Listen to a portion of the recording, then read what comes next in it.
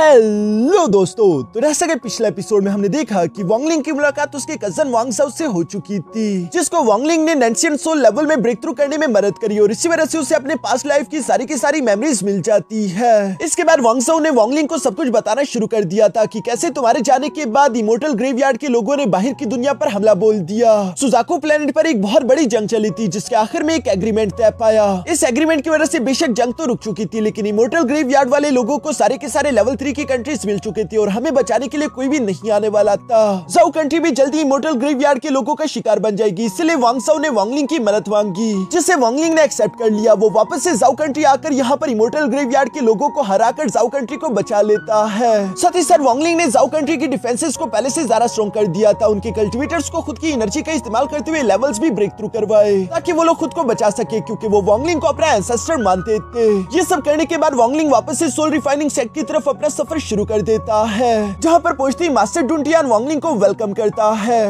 अब आगे तो नेक्स्ट एपिसोड की शुरुआत यहाँ मास्टर डुंटियान से होती है, जो कि वांगलिंग को एक पोर्टल का इस्तेमाल करते हुए अपने पास ले आया था और वो वांगलिंग को वेलकम करते हुए कहता है, आखिरकार तुम वापस आ गए। ये जगह जिसे तुम देख रही हो, ये मेरे सोल रिफाइनिंग सेट का फॉरबिडन एरिया है, जहाँ पर सारे के सारे एंसेस्टर्स की कब्रें हैं। यहाँ पर सिर्फ वही लोग आ सकते हैं जिन लोगों ने गॉड लॉकिंग फॉर्मेशन को सीख लिया हो। दूसरी तरफ मास्टर डुंटियान की बातें सुनकर वांगलिंग को गलतफहमी हो जाती है कि शायद मास्टर डुंटियान मरने वाला है, इसलिए वो काफी ज्यादा परेशान हो चुका था। जिस पर मास्टर डुंटियान मुस्कुराते हुए कहता है कि परेशान मत हो, अभी भी मेरे पास जीने के लिए कुछ साल बाकी है, ये बुढ़ाऊ इतनी जल्दी नहीं मरने वाला। जो सुनकर वांगलिंग को चैन आया। साथ ही साथ वांगलिंग यहाँ पर मास्टर डुंटियान को उस 1 बिलियन सोल फ्लैग की कॉपी के लिए शुक्रिया अदा करता है। ये सुनकर मास्टर डुंटियान सामने की तरफ आते हुए कहता है कि चलो अच्छा हुआ कि तुम्हारा काम पूरा हो गया, तुम्हें मेरे शुक्रिया अदा करने की कोई जरूरत नहीं। साथ ही साथ मास्टर डुंटियान वांगलिंग को देखते हुए कहता है कि मैं देख पा रहा हूँ कि तुम्हारी कल्टिवेशन में पहले से काफी ज्यादा इंप्रूव हो चुकी है। ऐसा लगता है कि तुम अपने सोल ट्रांसफॉर्मेशन लेवल में ब्रेक थ्रू करने की काफी ज्यादा करीब हो। बेशक मैं इस ब्रेक थ्रू करने में तुम्हारी मदद कर सकता हूँ। जिसके लिए हम देखते हैं कि मास्टर डुंटियान ने फौरन से अपनी पावर का इस्तेमाल करते हुए वहां पर मौजूद एक केव का दरवाजा भी ओपन कर दिया था, जिस केव के अंदर की एनर्जी काफी ज्यादा डेंस थी। साथ ही साथ हमें वहां पर एक पगोडा टावर भी देखने को मिलता है। इसके बाद मास्टर डुंटियान वांगलिंग से कहता है कि इस ब्रेक थ्रू के बदले मुझे भी तुमसे कुछ चाहिए।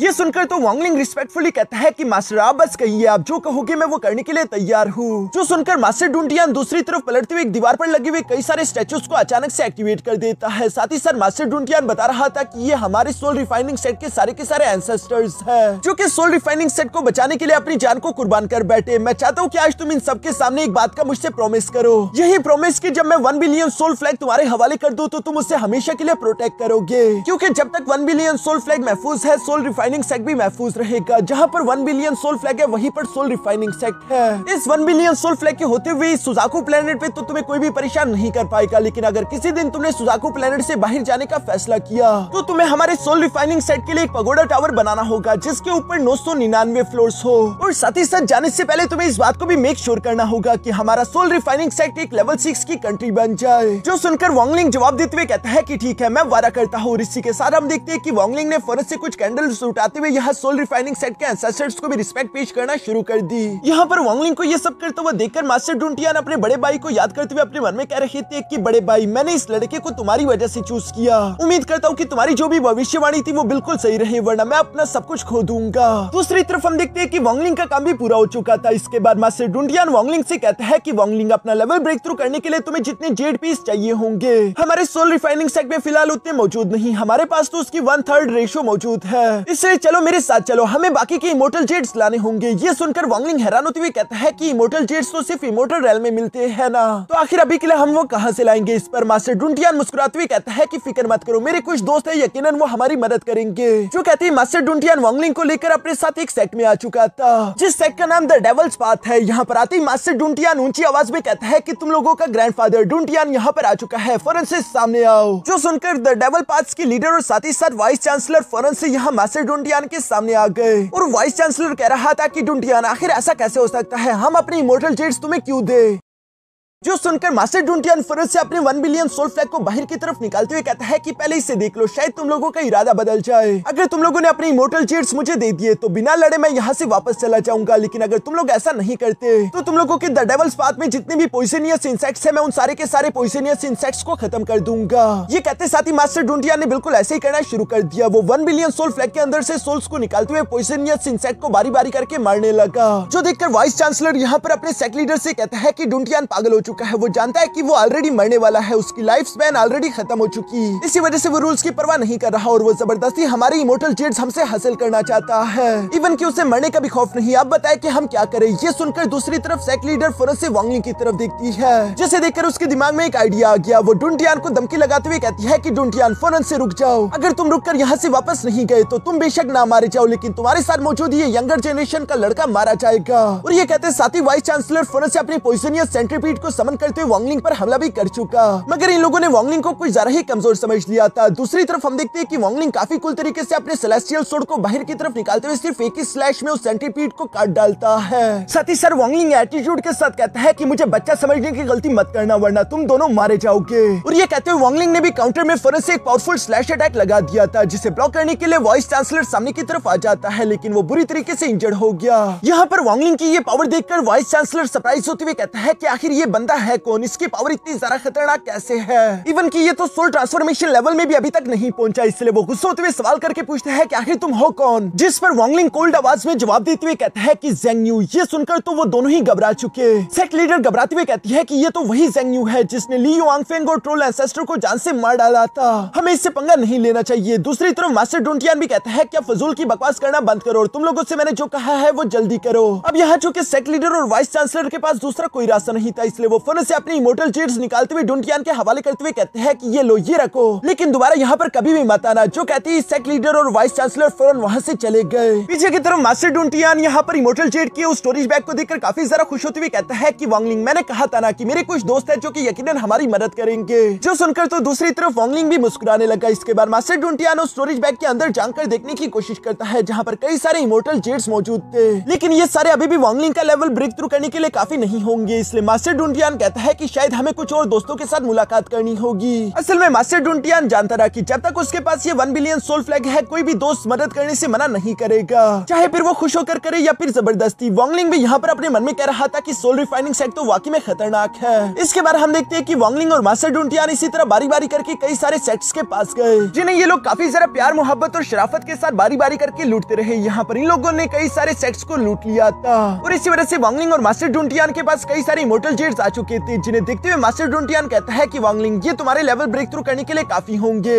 मैं तुम्हें बताना चाहता हूँ कि अगर इस दुनिया में तुम्हें इमोर्टल जेड्स को हासिल करना है तो उसका सिर्फ एक ही तरीका है कि तुम लूट लो, मगर वांगलिंग ये काम अकेले करने के लिए मत निकल जाना। एक दिन तुम्हारे पास 1 बिलियन सोल फ्लैग आ जाएगा, लेकिन फिर भी वांगलिंग तुम्हें मेरे साथ एक वादा करना होगा। हम लोग बेशक चोर है लेकिन असूलों वाले चोर है। जब तक जरूरत ना हो तो बिला वजह लोगों को परेशान करके उनसे इमोर्टल जेड्स नहीं चुराने चाहिए। ये सुनकर वांगलिंग भी कॉन्फिडेंटली जवाब देते हुए कहता है कि जी मास्टर, मैं बिल्कुल ऐसे करूंगा, या तो चुराऊंगा नहीं, जब चुराऊंगा तो सारे चुरा लूंगा। जो सुनकर तो मास्टर डोंटियान को भी हंसी आ जाती है और वो वांगलिंग से कहते हैं कि तुम्हारा दिमाग वाकई में काफी तेज है। इसके बाद नेक्स्ट सीन में हम देखते हैं जहां वांगलिंग और मास्टर डोंटियान वापस की तरफ जा रहे थे। साथ ही साथ चलते हुए वांगलिंग मास्टर डोंटियान को अपने पास्ट की स्टोरीज भी सुना रहा था और बताता है कि सुजाकू प्लेनेट तो काफी ज्यादा छोटा है, लेकिन जब मैं जवान था तब मैं एक टियानियन स्टार में गया हुआ था, जो कि हमारे ही वर्मिलियन बर्ड सिस्टम का एक प्लेनेट है। वहाँ पर रिसोर्सेज की कोई भी कमी नहीं थी, भर भर के रिसोर्सेज मौजूद थे। बस मैं अगर इतना ज्यादा कमजोर ना होता तो शायद मैं बहुत सारा रिसोर्सेज ले आता। वो सफर वाकई में काफी मजेदार था। यहाँ वांगलिंग टियानियन स्टार के बारे में सुनकर अभी उसी बारे में सोच रहा था, तभी अचानक मास्टर डोंटियान वांगलिंग को बताता है कि टियानियन स्टार पर एक बहुत ही महान कल्टीवेटर भी हुआ करता था, जिसका नाम टियान युनसी था। मैंने सुना है कि वो एक अलायंस का मेंबर भी है। यहाँ पर टियान युनसी का नाम सुनकर वांगलिंग को याद आया कि वो भी एक बार मास्टर टियान युनसी से मिल चुका है। ये तब की बात है जब वांगलिंग की सोल स्पेस में भटक चुकी थी और मास्टर टियान युनसी को वांगलिंग काफी ज्यादा इंटरेस्टिंग लगा। उन्होंने वांगलिंग की मदद करी थी। साथ ही साथ वो वांगलिंग से कह रहा था कि जब तुम सुजाकू प्लेनेट से किसी दिन बाहर आओ तो मेरी टियानियन स्टार पर मुझसे मिलने जरूर आना। मैं चाहता हूँ कि तुम मेरी डिसाइपल बनकर मेरे साथ भी 100 साल गुजारो। ये बातें अभी वांगलिंग याद कर ही रहा था, तभी अचानक मास्टर डोंटियान और वांगलिंग को अपने दाईं तरफ कुछ ब्लैक कलर का स्मोक देखने को मिलता है, जिसे देखकर जब वांगलिंग ने अपनी सोल आइज का इस्तेमाल करते हुए उसके अंदर जानकर देखने की कोशिश करी तो उसके अंदर इमोर्टल ग्रेवयार्ड के डिसाइपल्स मौजूद थे, जो देखकर तो वांगलिंग सरप्राइज हो गया था। वो मास्टर डोंटियान से कहता है कि ये लोग तो इमोर्टल ग्रेवयार्ड क्लैन के हैं। ऐसा लगता है कि ये लोग सुजाकू किंगडम की तरफ बढ़ रहे हैं ताकि उन पर हमला कर सके। जो सुनकर मास्टर डोंटियान भी हैरान होते हुए कहता है कि मैंने इतनी जल्दी सेकंड अटैक एक्सपेक्ट नहीं किया था। चलो वांगलिंग, हमें वापस से अपने सेट जाना होगा। जो सुनकर वांगलिंग और मास्टर डोंटियान वापस से सोल रिफाइनिंग सेट की तरफ तेजी से रवाना हो गए, मगर तभी अचानक इमोर्टल ग्रेवयार्ड के एक यंग मास्टर की नजर इन दोनों पर पड़ गई थी, जो कि अपने एल्डर मुयूस से कहता है कि आप मेरा इंतजार करना, मैं जल्दी वापस आ जाऊंगा। और वो तेजी से इन दोनों के पीछे आते हुए फोरेंसिक फॉर्मेशन का इस्तेमाल करते हुए इन दोनों को उसके अंदर ट्रैप कर देता है। साथ ही साथ वो हवा में आते हुए कह रहा था कि तुम दोनों तो सोल रिफाइनिंग सेट से हो ना। असल में ये एक 9 लीफ शमन था जिसका नाम चूज जीत था। ये यहाँ पर उन्हें ऑर्डर देते हुए कहता है कि मैं चाहता हूँ कि तुम दोनों अपने ट्रेजर्स को छोड़कर यहाँ से चले जाओ। असल में ये बेवकूफ नहीं जानता रहा कि ये किससे पंगा ले रहा है। हालांकि वॉन्गलिंग भी थोड़ा सा परेशान तो हो गया था क्योंकि सामने खड़ा एक 9 लीफ शमन है। यहाँ पर चूसी मास्टर डुंटियान से कह रहा था कि मैंने सुना कि 10,000 साल पहले जो बड़ी जंग हुई थी उसमें सोल रिफाइनिंग सेट एक 1 मिलियन सोल फ्लैग की वजह से सर्वाइव कर पाया था। मैं असल में देखना चाहता हूँ कि तुम्हारी ट्रेजर की जो ताकत के बारे में मैंने सुना है क्या वो सच है या फिर झूठ। दूसरी तरफ मास्टर डुंटियान उसकी बातें सुनकर जवाब देते हुए कहता है कि तुम इस ओल्ड मैन के ये ट्रेजर डिजर्व नहीं करते। साथ ही साथ मास्टर डुंटियान यहाँ पर प्राउडली वॉन्गलिंग से कहता है कि अभी हमने जिन सेक्स वालों को लूटा वो तो इतने ज्यादा ताकतवर नहीं थे, इसलिए मैं तुम्हें 1 बिलियन सोल फ्लैग की असली ताकत नहीं दिखा पाया। लेकिन वॉन्गलिंग अब अपनी आंखें खोलकर देखो क्योंकि मैं तुम्हें कुछ धमाकेदार दिखाने वाला हूँ। ये कहते साथ ही मास्टर डुंटियान ने फौरन से अपने 1 बिलियन सोल फ्लैग की पावर को एक्टिवेट कर लिया जिसके अंदर से वो 5 मिलियन सोल्स को बाहर की तरफ समन कर लेता है। साथ ही साथ इसमें 13 मेन सोल्स भी मौजूद थी जिन्हें मास्टर डुंटियान बाहर की तरफ बलवाते हुए फौरन से यहाँ चूसी को चारों तरफ से घेर चुका। साथ ही साथ मास्टर डुंटियान ने उन सारी की सारी सोल्स का इस्तेमाल करते हुए यहाँ पर एक सोल रिफाइनिंग फॉर्मेशन भी बनाना शुरू कर दी थी जो सब देखकर चूसी को लगा था कि वो आसानी से इसका मुकाबला कर लेगा। लेकिन जैसे ही मास्टर डुंटियान की वो सोल फॉर्मेशन कंप्लीट हुई तो उसके अंदर से एक बड़ा सा स्कल निकलकर बाहर आ जाता है जो कि सारी की सारी एनर्जी सोख रहा था। इवन कि हम देखते हैं कि चूसी की सोल भी उसकी बॉडी से निकलकर बाहर आ गई जो देखकर तो चूसी खुद भी काफी सारा शॉक हो गया था और वो वापस से बड़ी मुश्किल से अपनी मेन बॉडी में आ गया। चूसी को इस 1 बिलियन सोल फ्लैग की ये सोल रिफाइनिंग फॉर्मेशन काफी ज्यादा पसंद आई। वो कह रहा था कि ये काफी इंटरेस्टिंग है, अब तो ये ट्रेजर मुझे हर हाल में चाहिए। और इसलिए हम देखते हैं कि चूसी ने वहाँ पर 5 ग्लिस्ट स्केलेटॉन समन कर लिए थे जिसके अंदर से वो किसी तरह के स्पेसिफिक स्पेल को परफॉर्म करने लगा और इसी स्पेल की वजह से उसने कई सारे सोल्स को भी डिस्ट्रॉय कर दिया था। जो सब देखते हुए वॉन्गलिंग अपने मन में कह रहा था कि ये 9 लीफ शमन एटलीस्ट असेंडेंट लेवल के अर्ली स्टेज का वॉरियर होगा। इसी वजह से हम देखते हैं कि चूसी को बिल्कुल भी डर नहीं लग रहा था बल्कि वो मास्टर डुंटियान का मजाक उड़ाते हुए कह रहा था तो क्या यही है 1 बिलियन सोल फ्लैग की असली ताकत। जिस पर दूसरी तरफ मास्टर डुंटियान भी मुस्कुराकर कहते हैं कि नहीं बच्चे, अभी तक तूने इसकी असली ताकत देखी ही कहा।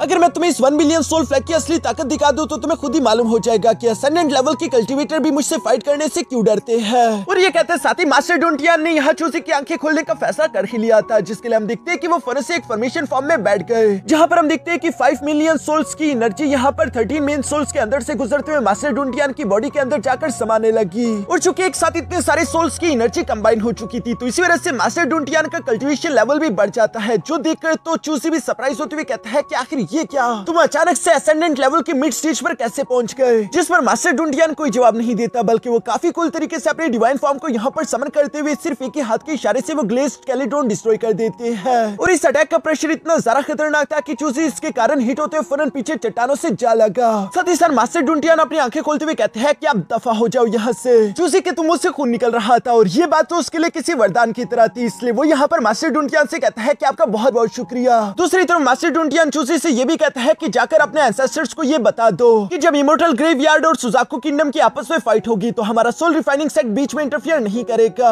जो सुनकर चूसी घबराते हुए जवाब देकर कहता है कि ठीक है सीनियर, जैसा आप कहें मैं बिल्कुल वैसे ही करूंगा। और ये कहती वो फौरन से दुम दबाकर यहाँ से निकल जाता है जिसके जाने के बाद मास्टर डुंटियान भी वापस से नॉर्मल हो चुका था और वो काफी जरा प्राउडली वॉन्गलिंग की तरफ देखते हुए कहता है कि देखा वॉन्गलिंग, तुमने 1 बिलियन सोल फ्लैग की असली ताकत को। जो सुनकर वॉन्गलिंग मास्टर डुंटियान का इसके लिए शुक्रिया भी अदा करता है कि उन्होंने 1 बिलियन सोल फ्लैग की असली ताकत देखने का वॉन्गलिंग को मौका दिया। साथ ही साथ मास्टर डुंटियान वॉन्गलिंग से कहता है कि मेरे पास जीने के लिए ज्यादा जिंदगी नहीं बची, एक दिन मैं मर जाऊंगा, उसके बाद ये 1 बिलियन सोल फ्लैग तुम्हारा होगा और तब तुम्हें इस 1 बिलियन सोल फ्लैग की और भी मिस्ट्रीज एक्सप्लोर करने का मौका मिलेगा। ये कहते ही मास्टर डुंटियान सामने की तरफ रवाना हो जाता है। पीछे की तरफ वॉन्गलिंग अपने मन में कह रहा था कि बेशक मास्टर डुंटियान और मेरे बीच मास्टर और डिसाइपल का रिश्ता नहीं, लेकिन फिर भी वो अल्टीमेटली मुझे 1 बिलियन सोल फ्लैग के बारे में सिखा रही है जिसकी वजह से वो अल्टीमेटली मेरे मास्टर बन गए। ये सब कहती ही वॉन्गलिंग ने फिर से मास्टर डुंटियान के पीछे जाना शुरू कर दिया था जहाँ पर रास्ते में मास्टर डुंटियान वॉन्गलिंग से कहता है कि वॉन्गलिंग वैसे तुम काफी सारा लकी हो क्योंकि मैं महसूस कर पा रहा हूँ कि 1 बिलियन सोल फ्लैग की 4th मेन सोल भी जल्दी अवेकन होने वाली है। जो सुनकर वॉन्गलिंग हैरान होते हुए कहता है कि आखिर इस 4th मेन सोल में ऐसा क्या खास है। इस पर मास्टर डुंटियान बताता है कि 1 बिलियन सोल फ्लैग के टोटल 36 मेन सोल्स है और ये 4th मेन सोल उनमें से कई सारे स्ट्रॉन्गेस्ट में से एक है। ये 4th मेन सोल भी हमारा एक एंसेस्टर हुआ करता था जो कि अपने असेंडेंट लेवल की पीक पर था। ये सुनकर वॉन्गलिंग हैरान होकर सवाल करते हुए कहता है तो आखिर वो मरा कैसे। जिस पर मास्टर डुंटियान जवाब देते हुए कहता है कि ये तो एक लंबी कहानी है लेकिन इसकी शुरुआत 2nd जनरेशन के सुजाकू एम्परर से हुई थी।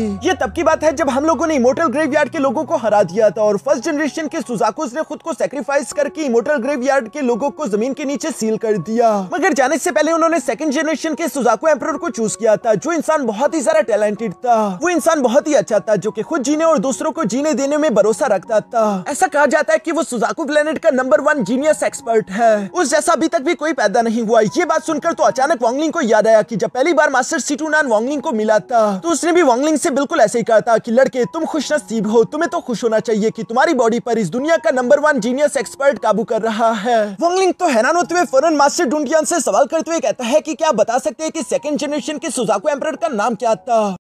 ये सुनकर मास्टर डुंटियान जवाब देते हुए कहता है कि ये बहुत पुरानी बात है, इसलिए मुझे उसका नाम नहीं मालूम, लेकिन अभी का जो सुजाकू एम्परर है शायद उसे उसके बारे में मालूम हो। मगर हाँ, मैं इतना जरूर जानता हूँ कि जब वो सुजाकू एम्परर था तो उस टाइम पर सुजाकू प्लेनेट काफी ज्यादा खुशहाल हुआ करता था। वो किसी के साथ भी बिला वजह ज्यादती नहीं करता था। हमारा 4th एंसेस्टर भी तभी के टाइम अपने असेंडेंट लेवल में ब्रेक थ्रू कर पाया था। ये सारी बातें सुनकर वांगलिंग मास्टर डुंटियान से सवाल करते हुए कहता है, फिर आखिर उस सेकंड जनरेशन के सुजाकू एम्परर को मारा किसने। जिस पर मास्टर डुंटियान जवाब देते हुए कहता है कि ये कई हजार साल पहले की कहानी है, जहाँ बाहर की दुनिया से 4 कल्टीवेटर्स आए थे। वो कल्टीवेटर्स बहुत ही ज्यादा स्ट्रॉन्ग थे, जो कि सेकंड जनरेशन के सुजाकू एम्परर को मार देना चाहते थे। हमारे 4th एंसेस्टर ने सुजाकू एम्परर के साथ कंधे से कंधा मिलाकर उनसे फाइट करी, लेकिन वो चारों कल्टीवेटर बहुत ही ज्यादा स्ट्रॉन्ग थे, जिन्होंने हमारे 4th एंसेस्टर को बुरी तरीके से इंजर्ड कर दिया और वो 1 बिलियन सोल फ्लैग की मेन सोल बन गए। जबकि उसी दिन के बाद से सेकंड जनरेशन का सुजाकू एम्परर भी अचानक से गायब हो गया और उसके बारे में किसी को भी कुछ मालूम नहीं हुआ। ये सारी बातें सुनकर वांगलिंग को भी अंदाजा हो जाता है कि यकीनन सेकंड जनरेशन का सुजाकू एम्परर और कोई नहीं बल्कि मास्टर सीटू नान है, क्योंकि उन्होंने भी वांगलिंग से यही कहा था कि मैंने हजारों साल तक इंतजार किया और अब मैं तुम्हारी बॉडी पर काबू भी नहीं कर पा रहा, आखिर मैं उन चारों कल्टीवेटर से बदला कैसे लूंगा। ये सारी बातें सोचकर वांगलिंग अपने मन में कह रहा था कि कहीं इसका मतलब ये तो नहीं कि मास्टर सीटू नान ही सेकंड जनरेशन के सुजाकू एम्परर है। इससे पहले कि वो इस बारे में मास्टर डुंटियान से कुछ भी कह पाते, तभी अचानक मास्टर डुंटियान कहता है कि बस बहुत हुआ, ये सारी पुरानी बातें हैं। अगर तुम्हें इसके बारे में जानना है तो मैं तुम्हें बाद में बता दूंगा, लेकिन फिलहाल के लिए हमारे सोल रिफाइनिंग सेट में जल्द से जल्द पहुंचना जरूरी है ताकि तुम सोल ट्रांसफॉर्मेशन लेवल में ब्रेक थ्रू कर सको।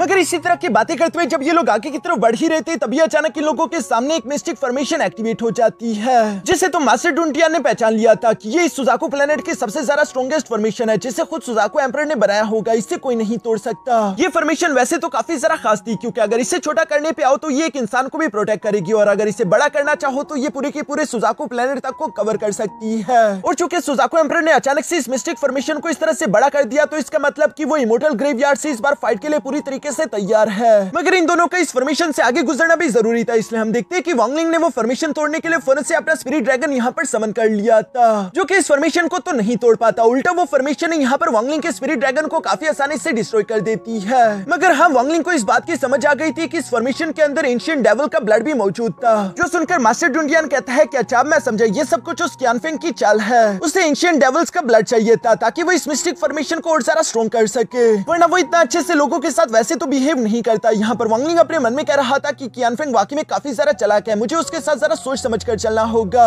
दूसरी तरफ मास्टर डुंटियान को जरा से भी किसी की परवाह नहीं थी। वो फौरन यहाँ पर ऊंची आवाज में कहता है कि क्यानफेंग, मैं चाहता हूँ कि तुम इस मिस्टिक फॉर्मेशन में रास्ता ओपन करके हम दोनों को अंदर की तरफ आने दो, क्योंकि अगर ऐसा नहीं होता तो इमोर्टल ग्रेवयार्ड वाले लोग यहाँ पर आ जाएंगे। तब के टाइम में अपनी जान को दांव पर लगाते हुए खुद को सेल्फ डिस्ट्रैक्ट करके भी इस फॉर्मेशन में सुराख कर दूंगा और तुम लोग हार जाओगे, इसलिए बेहतर यह है कि तुम हमें अंदर आने की इजाजत दे दो। जल्दी करो, मुझसे और ज्यादा इंतजार नहीं हो रहा। तभी अचानक हम देखते हैं कि क्यानफेंग भी फौरन से यहाँ पर पहुंच गया, जो कि मास्टर डुंटियान से कह रहा था कि शांत हो जाइए मास्टर, मैं अभी आपके लिए सुजाकू मिस्टिक फॉर्मेशन का दरवाजा ओपन कर देता हूँ। जो सुनकर यहाँ क्यानफेंग ने बिल्कुल ऐसा ही किया, जो देखकर मास्टर डुंटियान थोड़ा सा हैरान तो हो गया था, क्योंकि सुजाकू मिस्टिक फॉर्मेशन को तो सिर्फ सुजाकू एम्परर ही ओपन कर सकता है, और सुजाकू एम्परर ने पहले ही क्यानफेंग को ये टेक्निक पास आउट कर दी थी, जिसका मतलब कि वो अगला सुजाकू एम्परर क्यानफेंग को ही चूज करना चाहता है। मगर फिर भी हम देखते हैं कि मास्टर डुंटियान उस पोर्टल का इस्तेमाल करते हुए यहाँ से सुजाकू मिस्टिक फॉर्मेशन के अंदर पहुंच गए। इससे पहले कि वांगलिंग भी उस पोर्टल को पार कर पाता, तभी अचानक हम देखते हैं कि क्यानफेंग भी फौरन से बाहर की तरफ आते उस पोर्टल को बंद कर देता है, जो देखकर मास्टर डुंटियान को तो काफी ज्यादा गुस्सा आ गया। इस पर क्यानफेंग मास्टर डुंटियान से कहता है कि मास्टर आप बिला वजह ही परेशान हो रही है, मेरा कोई भी बुरा इरादा नहीं है,